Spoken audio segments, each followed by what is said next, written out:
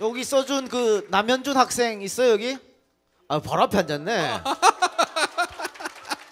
아 채택을 축하합니다. 잘생겼어요. 아 잘생겼어.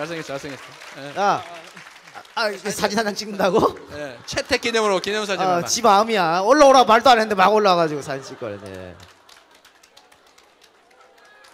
자, 우리 저 남현준 군, 이 시장님이 뭐가 이렇게 좋아요?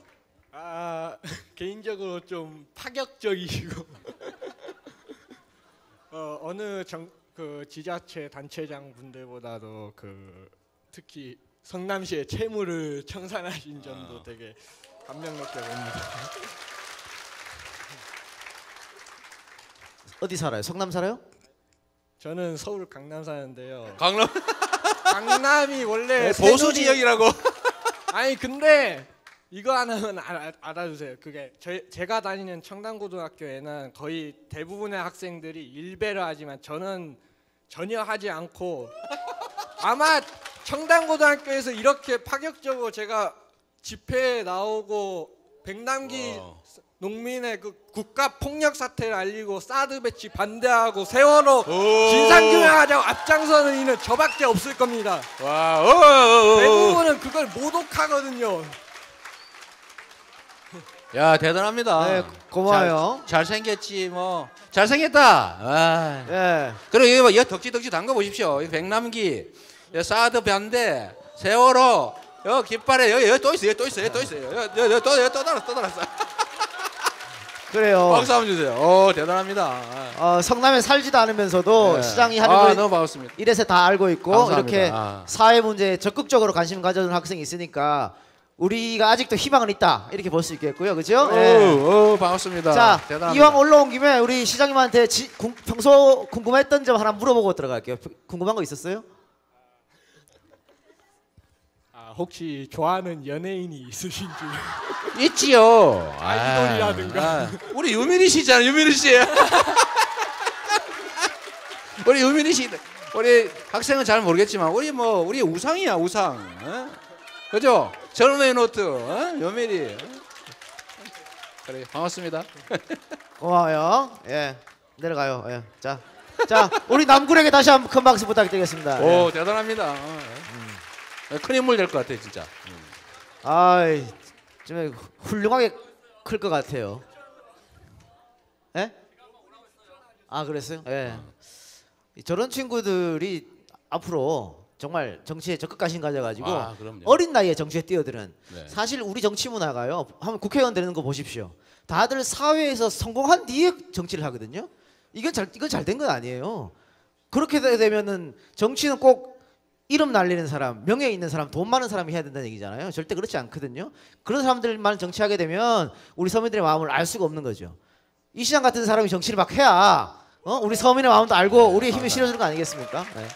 우리 계시는 우리 김영진 의원은 정말로 생 고생하다가 겨우 국회의원 된 사람이죠. 그래서 서민의 마음을 잘 알아줘요, 한번. 김영진 의원도 박수 한번 부탁드립니다. 김영진 의원도 계속해서 국회의원 하시기 바랍니다. 수원에서. 예. 자, 이제 우리가 그 동안에 첫 키워드를 두 가지를 했죠. 그 처음에는 뭐였죠? 그 두려움, 그리고 두 번째 혁명적 변화. 그 마지막 키워드는 이재명입니다. 이재명 키워드인데 우리 여기 아까 앞에서 막 연습하던데 이재명 구호 외치고 어디서 하셨죠? 어떤 연습을 했는지 어떤 구호를 준비했는지 한번 볼까요?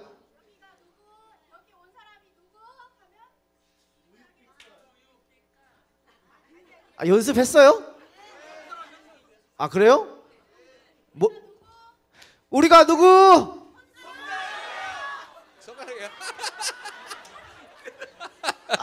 아니 뭐 나한테 알려주지도 않고 연습했다고 하라고 하면 내가 어떻게 해? 자, 작가님이 와갖고 해봐. 아까 연습했는 거 지금 다시 해봐요. 이렇게 어설프게 하려고 지금 말이에요. 이게 돈을 안 들여서 그래? 돈을 안 들여서 그렇죠. 예. 아까 정말 사정사정했잖아요, 그죠? 잘할 수 있죠. 우리가 누가? 다시 한번. 우리가 누구? 우리가 누구? 잘 되는데요. 네, 손가락 혁명군 여러분들이 주말이죠, 송가혁이. 예, 감사합니다. 고맙고, 자 이제 마지막 키워드를 하면서 마칠 시간이 됐는데요. 그 처음에 이제 제가 물어보겠다고 한 거 지금 한번 여쭤보겠습니다. 그 여러분들 혹시 기억하실지 모르겠는데 2002년도에 노무현 대통령이 출마 연설문 아주 멋지게 하셨죠. 조선 건국 600년 그 연설, 그죠? 예. 우리 젊은이들에게 떳떳한 나라를 보여주고 싶다. 그 연설 맨 마지막에 뭐라고 하냐면 하도 공식 하길래 오늘 자리를 내가 대선 출마 공식 자리를 갖겠다 그런 말씀하셨어요. 그래서 왜 그러냐 그랬더니 공식으로 안 하면 신문에 안 써준다고.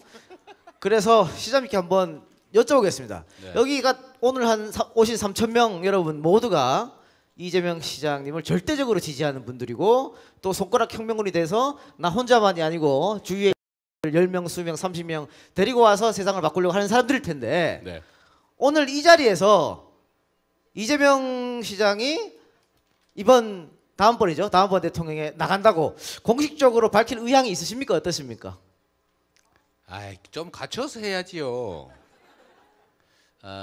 이게 원래 결혼을 할 때도 결혼식장에 가기 전까지 준비를 좀 해야 됩니다. 일단 사랑한다고 말도 하고 어색한 데서 뽀뽀도 좀 하고 그 다음에 결혼하기로 발표하고 그 다음에 결혼식을 하고 혼인 신고를 해야지 아무 때나 그냥 그 결혼식 선언하고 그러면 되겠어요. 그러니까 지금은 제가 공식적으로 마음을 먹었다 이렇게 얘기를 한 거죠. 마음을 먹었다. 마음만 먹은 거예요. 마음만. 그걸 공개적으로 얘기하면 또 안 돼. 마음만 먹고 언젠가는 그래도 공개적으로 하실 의향은 있으시죠? 언젠가 해야죠. 좀 빨리 하려고 그래요. 빨리. 이거는 제가 꿈꾸는 우리 모두가 꿈꾸는 대한민국의 미래상을 선명하게 만들어서 제시하고 이렇게 가겠다라고 해야죠. 예의를 갖춰서 예복을 입고 형식을 갖춘 자리에서 우리가 결혼식을 올려야지 아무 때나 막 대낮에나 여기저기서 식을 하면 안 되죠. 제가 준비가 되는 대로 좀 빠른 시간 내에 제가 공개하려고 합니다. 그러니까 공식 선언을. 그래서 좀 빨리 하려는 이유는 또 하나 있어요. 빨리 해야 여론조사에서 못 빼지. 공식 여론조사에서 못 빼게. 빨리 해야 지금 6%가 좀 올라갈까? 그러니까 우리는 뭐 워낙 기회가 없으니까 좀 그래야 될 것 같아요. 뭐 점잔 떨고 이럴 게 아닌 것 같아요. 네, 마지막 키워드 이재명이었는데 이재명 시장이 갖고 있는 어떤 거시적인 지금은 사실 성남시장으로서 성남의 모든 정책을 책임지지만 만일 더 큰 꿈을 꾸고 계신다면 거시적인 정책이 필요한 것 같아가지고 네. 거기에 대해서 몇 가지 좀 여쭤볼게요. 그렇죠. 일단은 그 국가안보 문제입니다. 사실 여기 와 계신 분들은 전혀 그렇게 생각하지 않으시지만 많은 분들이 더불어민주당 혹은 야권의 사람이 집권을 하면 안보가 약해지는 거 아니냐, 그 사람들한테 이 나라를 못 맡기는 거 아니냐 이런 주장이 있습니다. 네. 거기에 대해서 포괄적으로 설명해 주시기 부탁드리겠습니다. 그러니까 보통 그렇게 규정하고 있죠.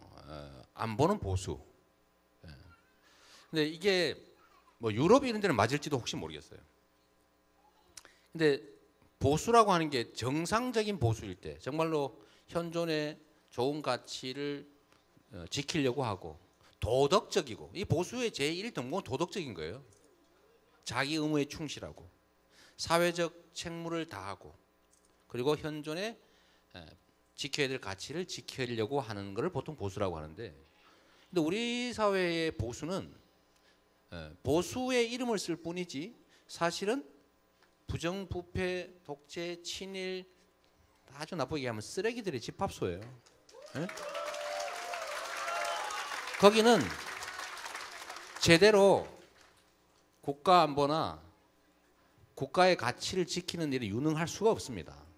그러니까 실제로 나타나는 현상이 뭐냐면 아니 국가를 지키는 게 가장 중요한 보수의 가치인데 어떻게 국가를 지키라고 준 돈으로 해먹는 걸 주로 하고 있습니까?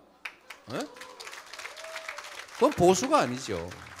국방력을 약화시키고 하다못해 아니 무기고의 무기를 막상 전쟁 때 꺼내 쓰려다 보니까 전부 다 뚝뚝뚝 부러져. 그렇게 해놓은 게 그게 보수입니까? 그건 쓰레기들이고 부정부패 집단이죠. 보수의 이름을 붙일 가치가 없는 거예요. 그러면 저 같은 사람들이 그럼 진보냐? 저 진보 아닙니다. 제가 하는 얘기 자세히 한번 보세요. 우리가 합의한 헌법 질서에서 벗어나는 새로운 질서를 만들자고 주장하던가요? 저는 전혀 그렇지 않습니다. 우리가 합의한 헌법적 가치, 민주공화국의 가치, 실질적으로 자유롭고 실질적으로 평등하고 공정하고 투명하고 정의로운 평화롭고 안전한 사회. 그거 우리가 합의한 건 최소한 지키자. 법은 지키자. 불법을 하면 처벌받자. 사면 복권에서 막 나오고 저끼리 해먹고 그러지 말고. 제가 주장하는 바는 이런 거예요. 이게 제가 보수죠. 그리고 우리 공동체 그 자체를 지켜내는 일만큼 중요한 게 어디 있습니까? 당연히 국방 중요하죠. 근데 국방의 이름으로 해먹으면 안 되는 거죠. 누가 훨씬 더 유능한 안보주의자입니까? 바로 우리 같은 사람들이죠. 안보를 개인 또는 특정 정치 집단의 이익을 위해서 악용하지 말아야 된다. 지금 북한팔이 해먹고 툭하면 안보를 이유로 정말로 나라에 충성하는 열심히 사는 사람들 종북으로 몰고 심지어 대한민국 안보에 아무런 도움도 안 되고 미국과 일본 심지어 북한이 반사적으로 이익 보는 사드 배치 밀어붙이고 이런 게 바로 반안보주의자들 아니에요? 그래서 정상적으로는 우리 사회의 진보라고 불리는 영역의 거의 대부분은 실제로 그 정도가 보수입니다. 과학적 의미로 보면. 지금 보수라고 불리는 집단들은 대부분 수구 집단이에요. 수구도 아니에요. 범죄 집단이에요. 네? 그게 주축이란 말이죠. 그러니까 이거를 보수니 진보니 이런 식으로 나눈다면 우리 사회의 보수로 불리는 집단은 지극히 안보에 무능할 뿐만 아니라 반안보적이고 반국방적이고 반국가적이에요. 그러니까 유능하냐 무능하냐 차원의 문제가 아니다. 그리고 국방 문제만 해도 사실 저는 뭐 누가 모병제 하자 이런 얘기 하던데 저는 모병제 해놓으면 돈 있는 사람 하나도 군대 안 갑니다. 그 가난한 사람만 월급 받고 억지로 군대 가잖아요. 그렇게 하면 안 되고 모두가 국방의 의무를 부담하되 직업군인 수를 좀 늘리고 직업군인 수를 그리고 원래 합의했던 대로 군사 병사 수 50만으로 줄이고 63만인데 이렇게 하면 이 복무 기간을 6개월 정도로 줄일 수 있거든요. 한 6개월 정도 줄이자. 네? 그다음에 요즘 현대전이 숫자로 합니까? 지금 군인 숫자를 63만이나 유지하는 이유가 뭐예요? 다 먹고 살자고 하는 짓 됐지 않습니까? 국가를 지키기 위해서가 아니라 누군가 먹고 살기 위해서 유지하고 있죠. 그런데 그거 아시죠?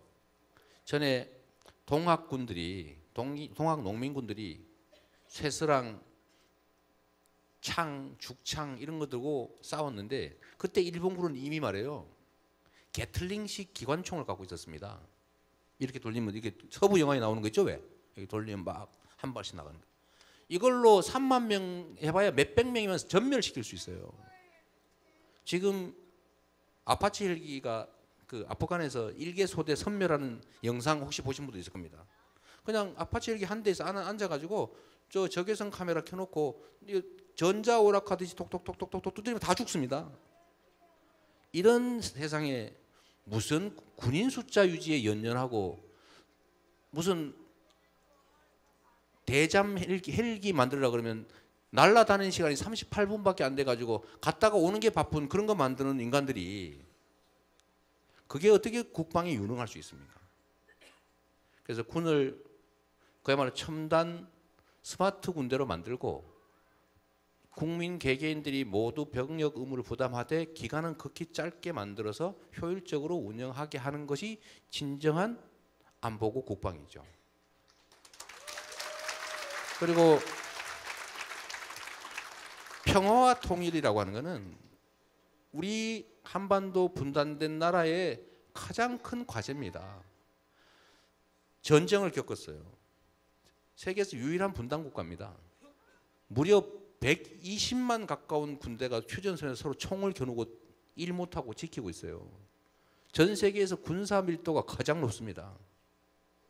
이제는 핵을 개발해서 우리도 핵무장하자 이런 헛소리 하는 사람까지 나왔어요. 그럼 북한의 핵을 용인하고 우리도 핵무장할 거예요? 보수를 한다는 사람들이 한 소리입니다. 그러면 국제 원자력 기구 탈퇴하고 국제적인 경제 제재 다 받아가면서 북한처럼 살 겁니까? 핵무장하기 위해서? 미국이 전시 작전권을 가지고 있는데 미국이 핵 우산 정책을 포기하고 남한 정부 보고 아 그래 너네들은 핵 무장해. 그럼 그 다음에 일본도 핵 무장하겠지. 허용할 것 같습니까? 가능한 얘기예요. 이게 전혀 불가능하다는 것을 정치물 한두 해 먹은 사람도 아닌 사람들이 모르겠습니까? 알겠습니까? 알고서 국민들한테 하는 협박질이자 거짓말인 거예요. 이런 자들이 대한민국의 안보와 국방과 통일과 평화를 얘기해요. 지금 현재 남북 대화 채널이 다 끊어졌죠. 교류 협력 사라졌죠. 화해 협력 없어졌어요. 통일은 멀어지고 평화는커녕 전쟁 나지 않을까 전전긍긍합니다. 우리도 불안하잖아요. 이렇게 만드는 사람들이 과연 안보, 외교, 통일, 남북관계에 유능한 거예요? 나라를 망치고 있어요. 이 남북의 분단으로 인해서 생기는 경제적 손실이 얼마나 큽니까? 또 우리가 북한이라고 하는 저임금의 엄청난 자원을 가진 세계에서 유일하게 남아있는 경제 영토일 수도 있습니다. 북한도 이익 보고 남한도 이익 보고 북한은 요만큼 이익 보고 남한은 훨씬 더 많이 이익 보는 그 길로 가야지 북한을 요만큼 손해 입히려고 남한이 이만큼 손실을 보는 이런 미친 짓이 세상에 어디 있습니까? 결국은 국가 운영을 국가와 국민들의 복리 증진이나 국익을 위해서 하는 게 아니고 안보의 이름으로 통일의 이름으로 평화의 이름으로 통일과 평화를 해치고 안보를 위험에 빠뜨리고 군사력 국방력은 떨어뜨려서 나라를 위기로 만드는 자들은 보수도 아니고 그야말로 쓰레기라고 생각합니다. 우리가 훨씬 저 같은 사람이 훨씬 안보, 외교, 국방, 통일, 남북관계 유능하다고 이건 제가 자부합니다. 안 그래요? 네, 맞는 말씀이고요. 사실 제가 질문을 지금 국방, 외교, 통일, 경제, 문화예술 이렇게 했는데 다 하면 오늘 밤새야 될 것 같아가지고. 다 했어요, 다 했어요. 저기 하나만 제가 더 여쭤볼게요. 요즘에 그 박근혜 정부의 블랙리스트에 터져가지고 엄청난 파문이 일었는데 사실 김대중 노무현 대통령이 굉장히 문화예술에 집중적인 육성을 했고 그분들이 주장했던 게 뭐냐면 지원은 하되 간섭은 하지 않는다였거든요. 네. 근데 지금 정부는 지원은 이상한 사람들한테 지금 하고 있고 그 블랙리스트를 만들어 놓고 거기에 들어간 사람은 아예 배제시키고 그 블랙리스트 이유도 상당히 황당한 사유였고 네.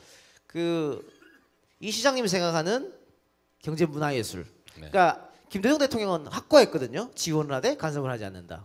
설명 좀 부탁드립니다. 자율과 자유 그 다음에 평등 사실 이것도 뭐 거기에 다 치환되는 얘기들입니다. 공평한 기회를 부여하는 것이 가장 중요하죠.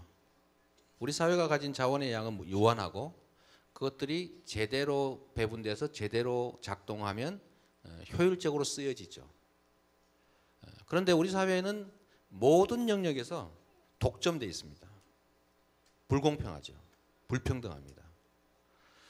생산수단이라는 측면에서 예를 들면 자본 또는 기회 이런 것들이 우리나라는 기업이 갖고 있는 게 아니라 기업 중에서도 극소수의 대기업 몇 군데가 다 갖고 있죠. 97년부터 우리 사회가 경제 성장을 해왔는데 그 경제 성장의 목 중에서 성장 몫을 전부 기업 영역이 가졌다는 거예요. 노동의 몫은 정체돼 있어요. 그래서 상대적 비율이 노동 소득 분배율이 점점 떨어지고 있습니다. 우리나라 인구의 2천만 가까이가 노동에 종사하죠. 그 가족들까지 따지면 뭐 거의 다라고 봐야죠. 자영업자 빼면 다죠. 그런데 노동에 배분되는 몫이 워낙 적다 보니까 점점 상대적으로 삶이 나빠지죠. 그래서 결국 어떤 일이 벌어졌냐면 시장이 죽어가요. 소비자가 주머니가 비다 보니까 기업들도 물건을 팔 기회가 사라지는 거예요. 투자할 데가 없어요. 돈은 자꾸 들어오는데. 그래서 이런 부당한 집중이 심화되다 보니까요. 병이 나버렸습니다. 그 병이 뭐냐면 제가 심장비대 말단 괴사증이라고 이름을 붙였다고요. 노동 쪽이 너무 지나치게 착취당하고 기여한 만큼 배당받지도 못하고 그중에 겨우 기여한 만큼 좀 배당받고 있다는 대기업 조직 노조를 죽이려고 하잖아요. 제가 하태경 의원이 국회에서 저한테 그 질문을 하면서 동의를 구하길래 제가 그렇게 얘기했어요. 노동자들 사이에 균형을 맞춰야 되는 거 맞다. 차별이 너무 크다. 정규직 대비 비정규직 임금이 60%도 안 된다. 그거 동의한다. 대기업 대비 중소기업 반밖에 안 된다. 내가 동의한다. 근데 이걸 대기업 조직화된 노동자들을 억압해서 하향 평준화할 게 아니고 미조직, 중소기업 노조, 비정규직 이런 데들을 지원 강화해서 상향 평준화해야 되는 거다. 네? 삼성전자의 생산비 중에서 인건비 비중이 8%라고 하는 걸 제가 본 것 같아요. 인건비 비중이. 즉 급여 10% 더 올려줘도 1% 늘어난다는 겁니다. 거의 고용하지 않죠.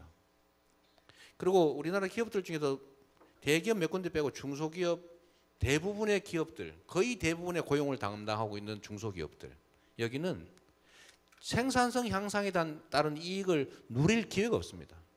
조금 생산성이 향상되면은 단가를 후려쳐 가지고 다 뺏어가 버려요. 뭔가 기술 개발하고 뭔가 제품 개발하면 대기업에서 똑같은 거 뺏겨 가지고 다 가져가 버려요. 그래서 유명한 얘기였습니다. 좋은 아이템을 가지고 가능성이 있으면 해외로 가라. 우리나라에서 하다가는 다 뺏긴다. 그거 되찾으려고 소송할 돈도 없고 소송해서 이길 때 되면 이미 거지가 돼 있어서 그 기술은 쓸모없는 상태가 돼 있는 거예요. 이게 정상적인 나라가 아니죠.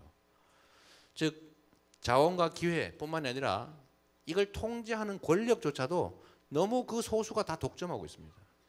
원래 권력의 역할은 역사적으로도 그렇습니다. 권력의 역할은 가진 자, 힘센 자를 제압하는 거예요. 억강하는 거죠. 그리고 약하고 덜 가진 사람들을 부양해서 같이 살아가게 하는 게 정치의 본령입니다. 억강부양이죠. 그런데 이 정치가 센 자를 억누르고 약한 자를 부양하는 역할을 하는 게 아니라 센 자와 손잡고 센 자에 기생하기 시작하는 날, 센 자들의 약한 다수를 착취하는 데 참여해가지고 자기도 이익을 나누는 날, 이 강자들이 약자들의 것을 뺏어서 독점하고 하는 상황이 엄청나게 빠른 속도로 확대되기 시작합니다. 그러면 마지막에 어떤 일이 벌어지냐? 소위 자작농들이 다 밭 뺏겨가지고 소작농 되고, 소작도 할 게 없어가지고 토지의 효율이 떨어지니까 소작을 점점 쓸 필요가 없어지거든요. 그러니까 상당수가 또 길거리로 나왔습니다. 유리글식한다고 그러죠. 이런 상태가 되면 그 사회의 생산력 자체가 전체적으로 떨어집니다. 사람들은 더 살기 어려워져요. 악순환이 되는 거죠. 이걸 막는 게 정치인데 사실은 정치가 부패하고 무능하고 부도덕해지면 그런 짓을 하게 돼 있어요. 그러면 마지막에 어떻게 됩니까? 마지막에는 결국 너무 많이 몰려가지고 심장만 커지고 말단은 다 죽어서 지도 결국 죽는 상황이 와요. 즉 체제말적 위기가 옵니다. 이 체제말적 위기가 올 때 극복하는 길은 딱 두 가지가 있어요. 그 체제가 살아남으려면 혁명에 준하는 엄청난 개혁을 하거나 아니면 그게 실패할 경우에는 체제가 전환되죠. 기존의 기득권 구조를 무력으로 통째로 뒤집고 새로운 질서가 만들어집니다. 엄청난 희생을 치러야 돼요. 그래서 우리 사회도 거의 그 지점에 와 있는 것 같습니다. 그래서 혁명적 변화를 얘기하는 거예요.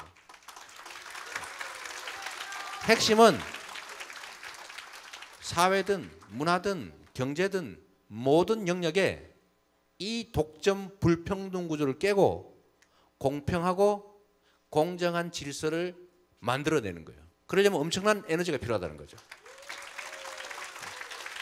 예, 고맙습니다. 그 이재명 시장의 거시적인 여러 가지 담론들 잘 들었고요. 저희가 벌써 예정된 시간이 훌쩍 넘어가지고 이제 마칠 때가 됐는데 이거 기왕에 여러분들이 아까 입구에 오면서 다 체크해 주셨지 않습니까? 요거 하고 또 이제 마치는 시간을 갖도록 하겠습니다. 여기 보면 이재명 시장하고 어울리는 색깔이 뭘까 해서 여러분들이 투표를 쭉 해주셨어요.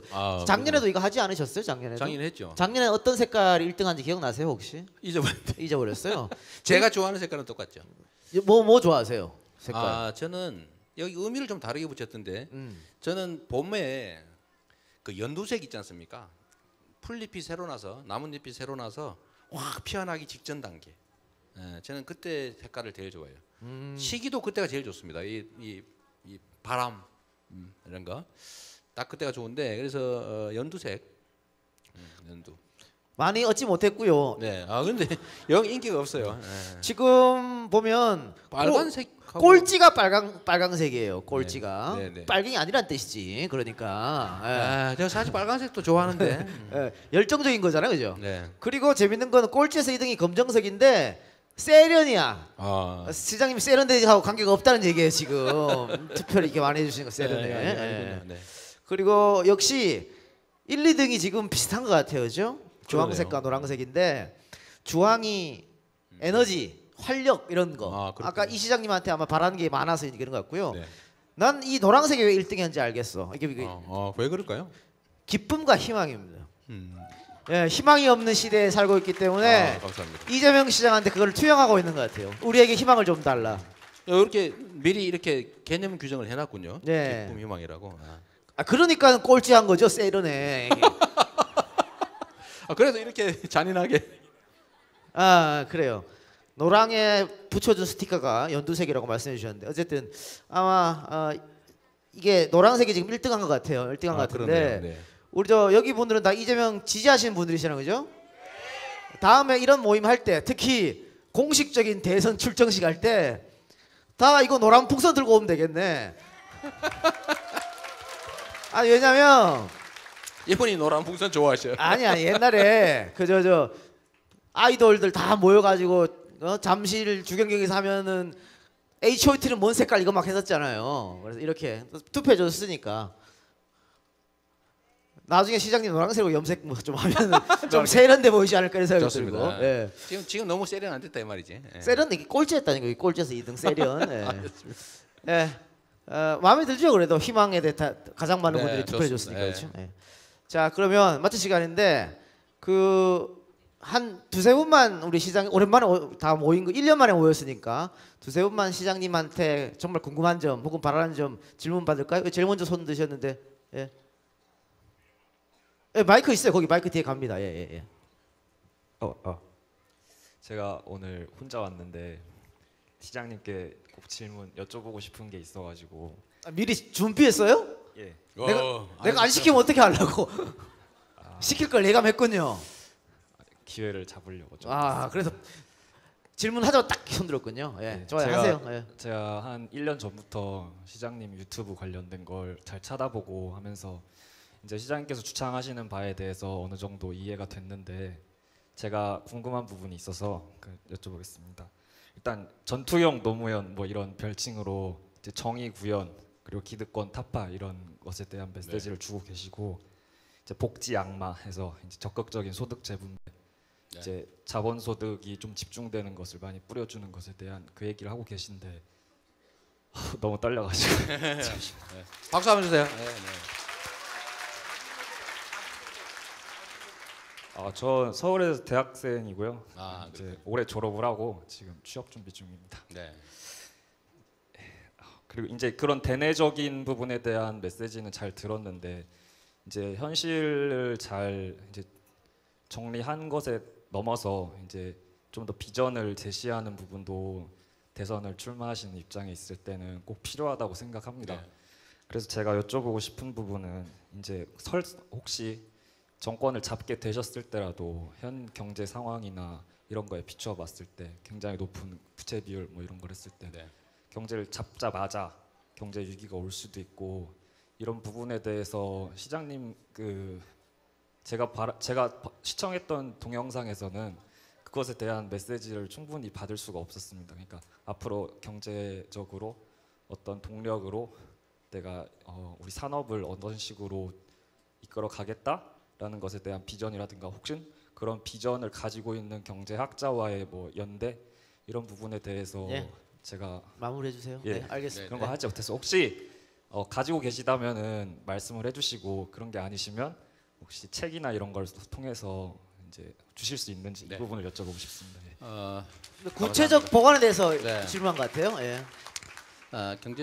경제는 뭐 현대 자본주의 사회의 핵심 중에도 핵심이죠. 그게 사실 뭐 우리 노무현 대통령도 권력이 시장으로 넘어갔다 뭐 이렇게 표현할 정도로 경제 권력의 비중이 커진 게 사실입니다. 그러니까 정치 권력이 과연 경제 권력을 압박해서 새로운 경제 질서를 만들어낼 수 있겠냐 이런 의문을 가진 사람들도 많이 있죠. 그러니까 혁명적 변화를 만들어야 되는 거죠. 단순한 세력 재배치 이런 수준으로는 현황을 바꾸기도 어렵다. 앞으로 우리가 가야 될 경제 질서의 핵심은 다 합의돼 있어요. 예를 들면 뭐 소득 주도 성장론이니 포용 성장론, 뭐 공정 성장론 무슨 이름을 붙이든 간에 경제 주체들에게 공정한 기회를 부여해야 된다. 대기업과 중소기업 간의 경제 노동과 기업 간의 이 공정한 기회를 부여하고 공정한 경쟁이 가능하게 만들어서 기여하는 만큼 취할 수 있게 해줘야 된다. 그렇게 하면 자본 또는 노동 기회의 효율성이 올라간다. 그런 거 아니겠습니까? 문제는 거기에는 저항이 따르죠. 지금 현재 있는 이런 불합리한 경제 구조 때문에 이익을 보는 소수가 있는데 이 소수의 힘이 너무 세죠. 그러니까 이 경제에 관여한 자 중에 저는 노동의 배분을 늘려야 된다. 그렇게 해야 길게 보면 살아날 수 있다 우리가. 두 번째는 대기업 몇 개 중심이 아니라 중소기업 중심의 정책으로 옮아가야 된다. 예를 들면 필요하면 과거처럼 업종 제한도 해야죠. 이게 재벌 손녀 하나 태어나면 또 하나의 새로운 재벌 사업 영역이 생겨나잖아요. 이렇게 하면 우리가 살 수가 없거든요. 무슨 봉건용주 딸내미 태어난 것도 아니고. 그러니까 공정한 경제 질서는 모든 측면, 예를 들면 이 재벌가들의 부당한 재벌 지배, 또 재벌 기업들의 부당한 중소기업 지배 착취, 또는 기업의 부당한 노동 착취, 이런 것들을 정말 혁명적인 수단을 동원해서 막아내야죠. 저는 이런 생각도 했습니다. 지금 현재 뭐 경제학자들이나 이분들하고 토론도 많이 하고 저희도 그 준비는 하고 있어요. 뭐 책도 곧 조만간 하나 낼 텐데, 국회를 통한 입법으로 경제 질서 재편을 할 수 있을까? 저는 불가능하다고 생각해요. 결국은 어떻게 해야 되냐면 중요한 경제적 질서 재편 문제는 대통령의 긴급 재정 경제 명령으로 돌파해야 된다. 김영삼 대통령이 금융실명제를 긴급 재정 명령으로 했죠. 그 국회에다 넘겼으면 걸레돼가지고 아무것도 못했을 겁니다. 김영삼 대통령이 참 되게 용기 있는 사람이 그런 측면에서 보면 용기 있죠. 예, 근데 그게 가능하려면 국민들의 정말 압도적 지지라고 하는 게 필요합니다. 그게 국민의 에너지죠.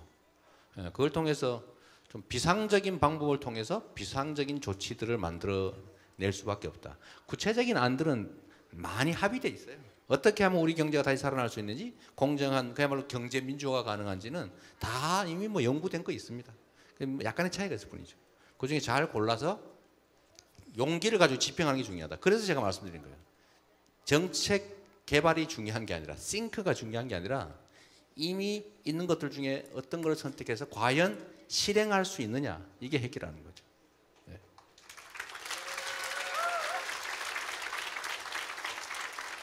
네, 저 난리는 저 뒤에 저 줄 뒤에 있는 분 한 분 누구? 아까 손 들으셨어요? 네, 여기 좀. 네, 한번 마이크 갖다 주세요. 여기 앞에. 이동현 작가는 꼭 여성 시키더라. 나 저 뒤에 남성분 시키려고 했더니. 남성분 했으니까 여성분 한번. 아 그런 거예요? 공평해야 된다면서. 아 맞아요. 아 죄송합니다. 네, 또 당했네. 안녕하세요. 너무 영광이고요. 가문의 영광으로 알겠습니다. 저 세월호 통해서 저희는 아이를 잃었고 그리고 제 아이가 아니라 백남기 농빈을 통해서 아버지를 잃은 이 세상이라고 지금 생각하고 있고요. 네.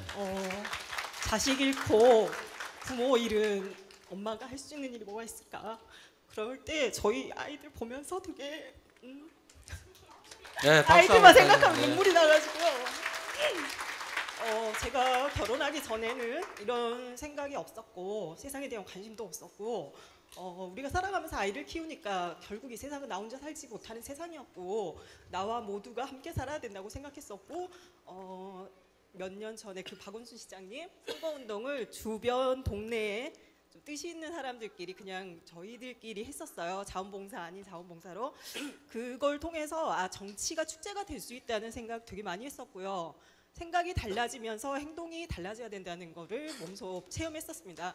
그리고 제가 지금 질문 드리고 싶은 거는 행복한 고민인데 박원순 시장님을 지지했던 사람으로서 또 다른 이재명 시장님이 나오셨는데 과연 두 분이 나온다면 내가 누구를 뽑아야 되는가 이런 생각 많이 하고 있고요.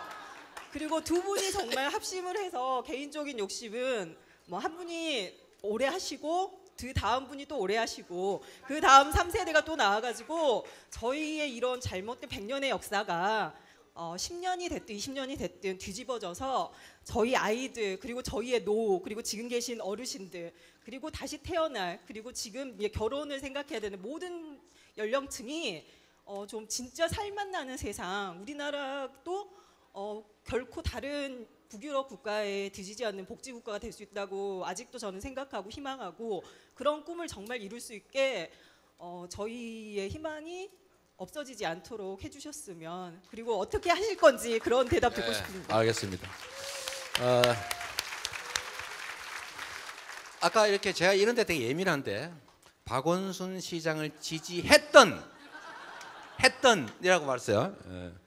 하는이 아니고 했던 이렇게 말씀하셔서 제가 나름 이제 기회가 있구나 생각합니다. 저는 정치 환경이 여러 가지로 바뀌었는데 그 중에 하나가 정치 지도자 1인이 국민을 동원하던 그 정치 시대는 이미 가버렸다. 이제는 국민들의 정치적 의지를 반영하는 집단 경기로 바뀌고 있다. 전에는 그냥 개인 예를 들면 뭐 당 총재 뭐 들 수 있죠. 뭐 김대중 뭐 이런 식으로 뭐 박정희 개인. 근데 이제는 지금 정치 그 집단 내를 보더라도 누가 압도적 소위 지도를 갖고 있지 않습니다.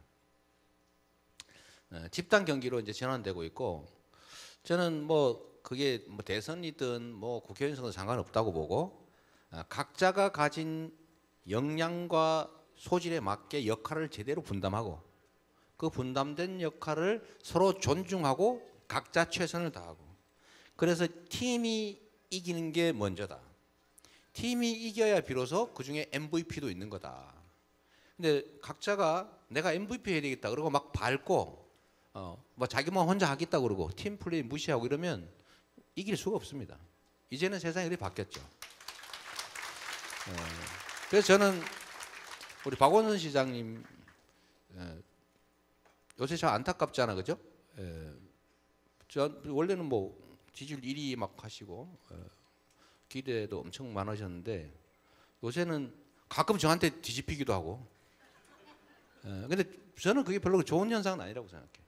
물론 저 개인적으로 보면 빨리 해가지고 막 2등 하고 싶지요. 근데 그렇게 되니까 꼭 바람직하냐? 저는 아니라고 생각해요.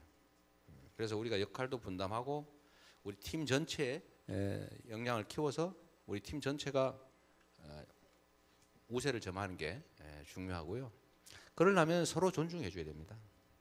그리고 마지막으로 또 하나 있는데 경쟁은 경쟁으로 끝나야지 경쟁을 전쟁으로 치르면 안 됩니다. 전쟁으로 경쟁을 하게 되면 나중에 다시 모일 수가 없어요.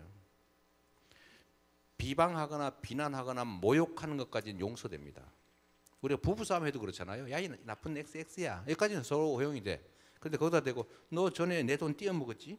이런 얘기하거나 너 전에 바람 피웠지? 이렇게 하면 나중에 다시 좋은 시절이 와도 상처로 남습니다. 똑같아요, 사람 마음은. 그래서 허위사실 유포로 공격하지 마라. 어떤 경우에도. 있는 거 의견이야. 뭐라고 해도 상관없다. 제가 그래서 좀 세게 나가고 있죠. 그건 우리 전체를 위해서 꼭 필요합니다. 그래서 경쟁의 방식도 과거의 구태한 방식이 아니라 새로운 방식으로, 그리고 즐겁게, 그리고 내가 아니라 우리가 먼저, 그리고 마지막 순간에 누가 MVP로 정해줄지는 국민에게 맡긴다. 그거 누가 개인적으로 자기가 열심히 한다고 안 되는 게 되고 적당히 한다고 될 게 안 되고 그러지 않는다. 이건 이미 운명의 영역이고 하늘의 영역이고 역사의 영역의 일이다. 네. 결과는 운명에 맡기고 사람으로서 할 수 있는 합당하고도 또 정당한 최선을 다할 뿐이죠. 우리 박 시장님도 그러실 거고 저도 그럴 겁니다. 우리 문재인 대표님도 그러실 거고 아마 뭐 김부겸, 안희정 다 좋은 분들이라서 저는 그럴 거라고 믿습니다. 네.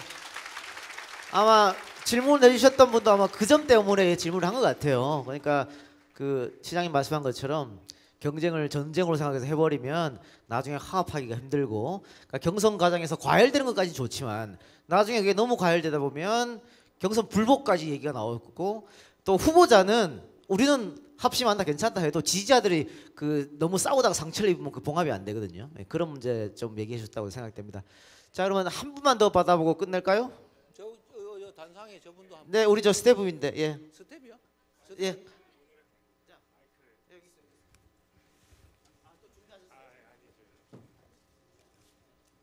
아까 뭐 영어로 중계하는 것 같은데?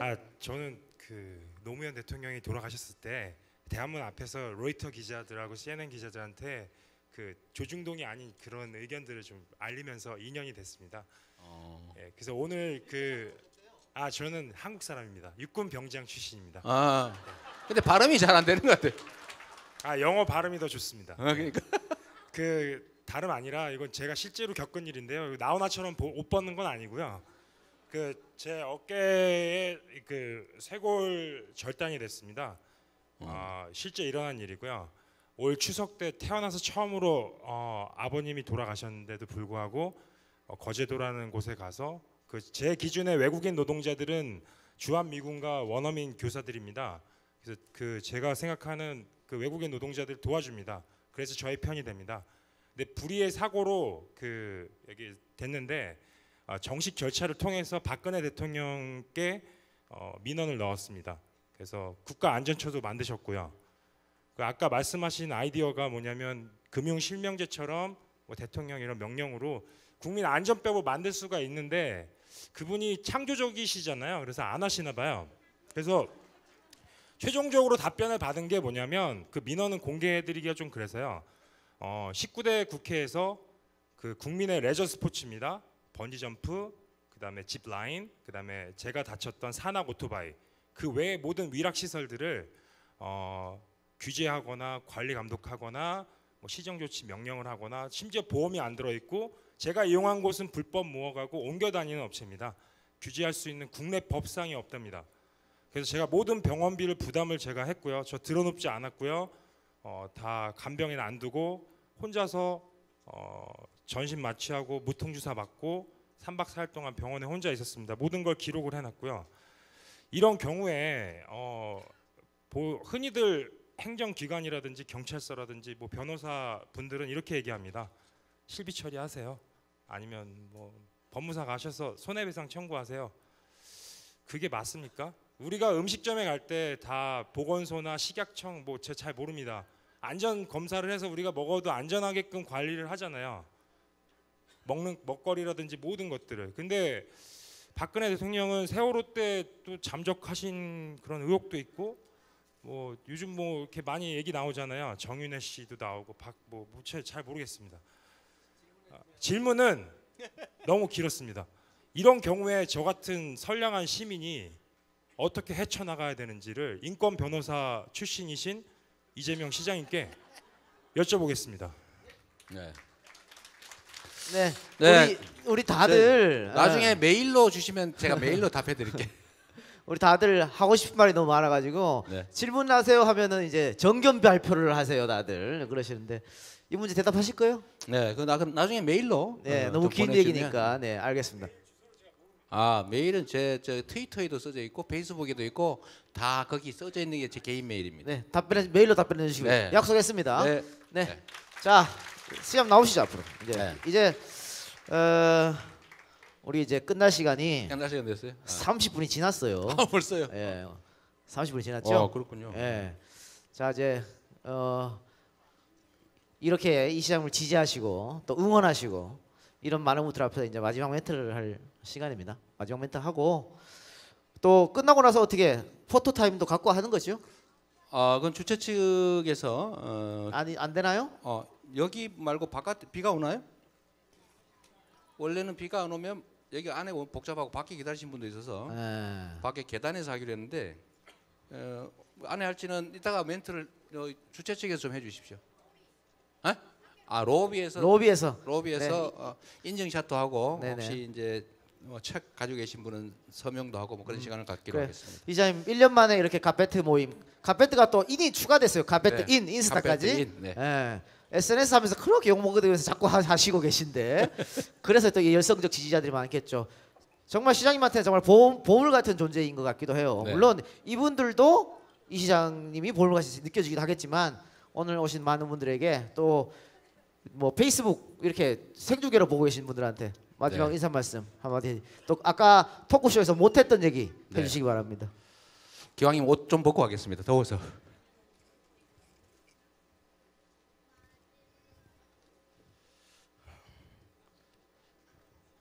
자, 여러분 시간이 좀 많이 갔죠?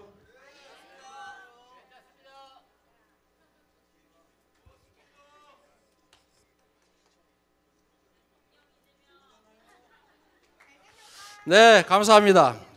우리 아마 많은 분들이 놀라실 것 같아요. 아직도 2시간 반이 넘도록 이 자리에 주저앉아 계신 분, 우리 어린이 죽는다 힘들어서. 넌 잘 견디고 있네. 고마워. 이 많은 분들이 정말로 관심 한 군데를 모으고 오로지 대한민국이 새로운 길을 찾았으면 좋겠다라는 열망으로 이 힘들고 더운 이곳을 잘 지켜주셔서 감사합니다. 아무 때나 박수 치지 마세요. 이거 누가 시킨 거 아니에요 이거? 제가 여러분들한테 몇 가지 말씀을 드리고 또 여러분의 의견도 물어보고 여러분과 함께 결의를 한번 갖는 시간을 갖겠습니다. 우리가 알는 것처럼 대한민국은 체제말적인 위기를 맞고 있습니다. 평화 깨지고 있습니다. 전쟁의 위기까지 느껴질 정도로 심각합니다. 대한민국 공정해야 되고 공평해야 되고 안전하고 평화로워야 하는데 우리 사회는 불공평하고 불공정하고 반칙과 특권이 횡행합니다. 그래서 많은 사람들이 열정을 잃고 좌절합니다. 국민들은 불안해합니다.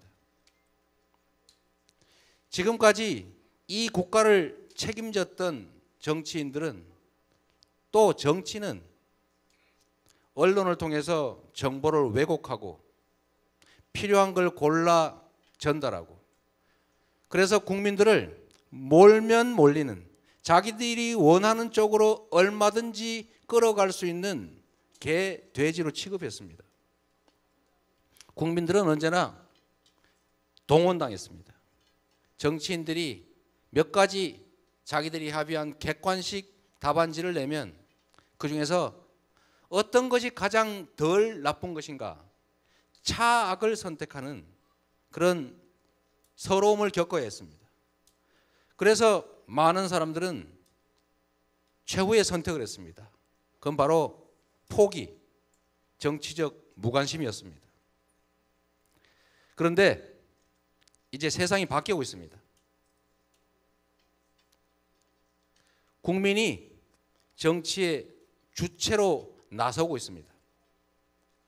지금까지 정보를 독점했다면 이제는 국민들 스스로 스마트폰으로 무장하고 스스로 정보를 만들고 전달하고 다른 사람의 의견을 모으고 네트워크를 통해서 조직하고 단합된 하나의 목소리로 정치에 압력을 가하고 그 주장과 요구를 관철할 수 있는 시대가 왔습니다. 실제로 그런 일들이 벌어지고 있습니다. 필리핀 대통령 선거, 대만 총통 선거, 영국의 브렉시트, 미국의 버니 샌더스. 대한민국은 이 나라들보다 모순과 불평등, 불공정, 불의가 훨씬 더 심합니다. 반면에 국민들의 역동성은 훨씬 큽니다. 거기에 국민들이 스스로 조직하고 목소리를 통일해서 자신들의 주장을 관철할 기반이 되는 정보화와 네트워크는 훨씬 더 많이 발전해 있습니다. 이 세계가 겪고 있는 국민이 정치의 주체로 나서는 이 거대한 흐름을 대한민국도 벗어나지 않을 겁니다. 저는 우리 대한민국 역사에 거대한 태풍이 준비되고 있다고 생각합니다.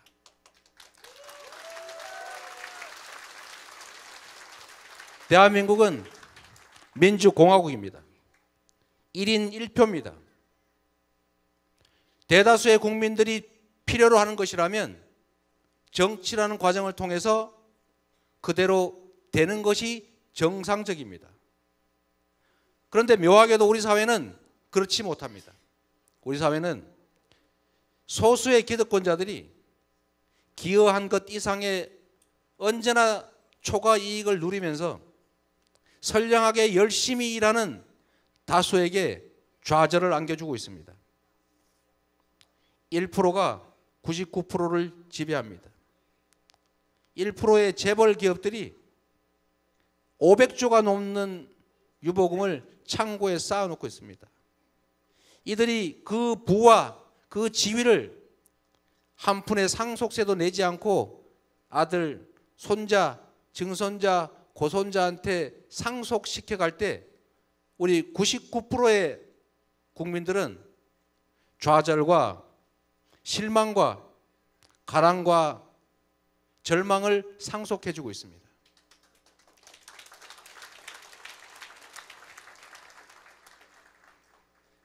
우리가 다수이기 때문에 그들은 힘은 있지만 소수이기 때문에 우리가 단결해서 하나의 목소리를 내면 이길 수 있습니다. 그런데 우리는 매번 지고 있습니다. 그래서 이 불평등과 불공정이 계속 확대되고 있습니다. 왜 그럴까요? 두려움 때문입니다. 우리 안에 있는 두려움. 종북으로 몰릴까?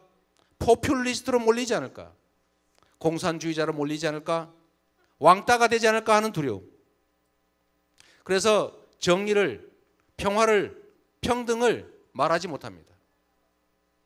심지어 나 혼자만 이렇게 생각하고 나 혼자 외롭게 싸우다가 나 혼자 죽어 사라지지 않을까 하는 그 두려움이 우리를 지배하고 있습니다. 우리가 이 두려움을 깨고 단결하고 한 목소리로 외치면 우리의 바라는 새로운 세상, 청산된 새 질서를 만들 수 있다고 생각합니다, 여러분.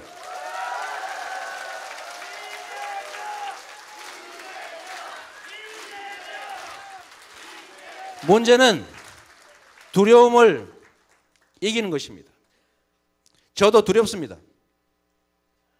그러나 함께 싸울 때 우리가 용기를 갖고 두려움을 깰 때 우리 국민들이 가지고 있는 그 거대한 좌절과 절망을 분노로 조직할 때, 그리고 우리가 힘을 합쳐 싸울 수 있고 그렇게 함께 싸우면 이길 수 있다는 희망을 가질 때 우리는 새로운 세상을 맞게 될 겁니다, 여러분.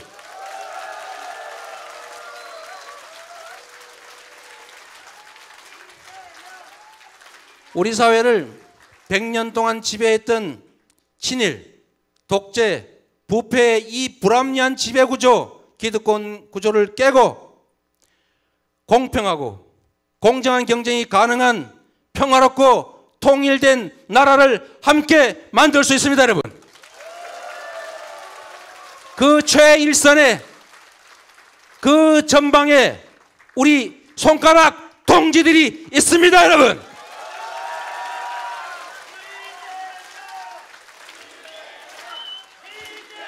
제가 여러분께 묻겠습니다. 불평등을 걷어내고 공평한 나라 만들고 싶습니까, 여러분? 반칙과 특권을 없애고 공정한 경쟁이 가능한 나라 만들고 싶습니까, 여러분? 돈이 아니라 인권과 생명이 존중되는 나라 만들고 싶습니까?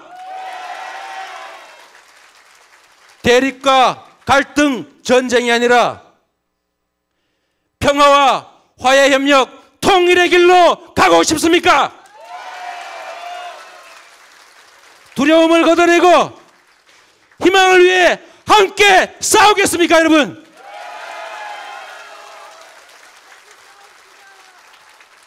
일상 속에서 작은 실천으로 우리의 꿈을 위해서 계속 싸워 주겠습니까?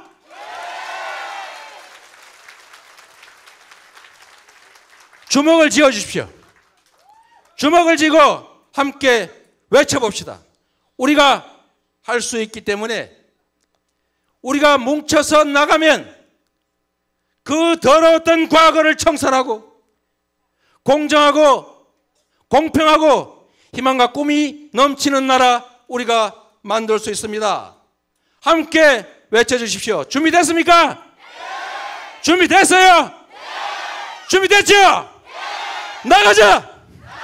싸우자! 이기자! 한 번 더 하죠. 나가자! 싸우자!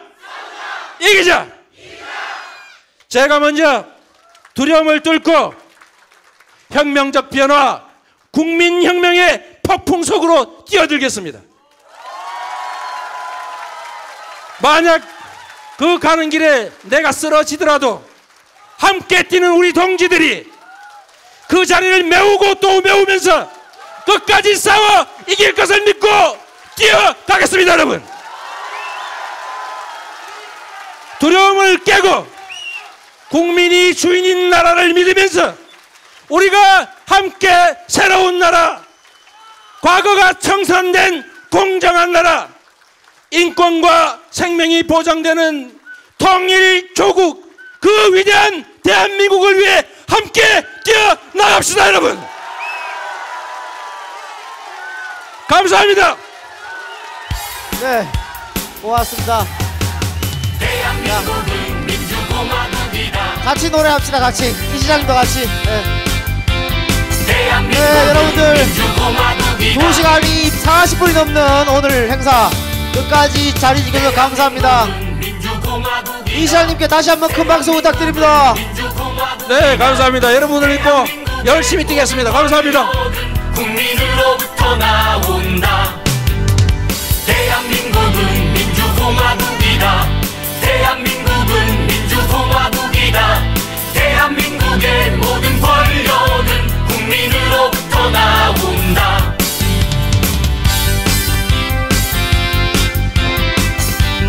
네, 지지자분들께서는 지금 가지고 계신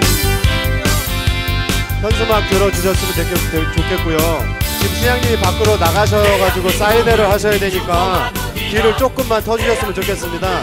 사진은 밖에서 촬영을 해주시고요. 시장님이 밖으로 일단 나가실 수 있게 사진 촬영은 밖에서 했으면 좋겠고요. 조금만 양보해 주셨으면 좋겠습니다.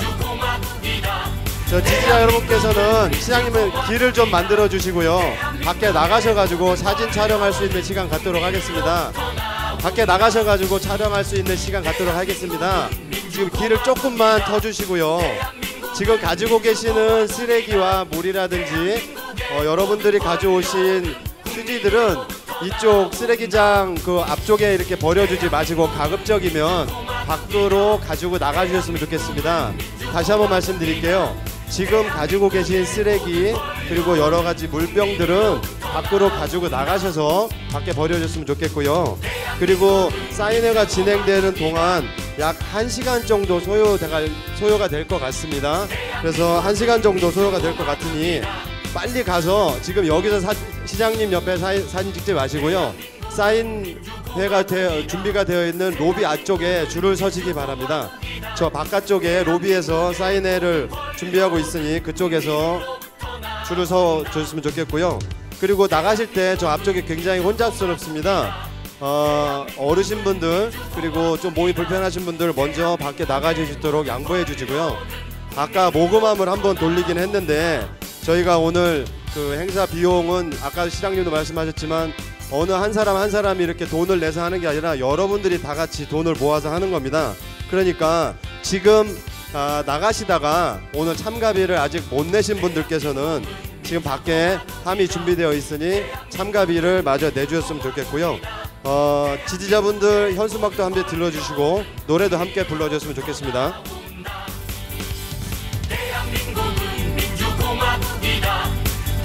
네, 지금 음악과 함께 시장님이 퇴장하고 계시고요.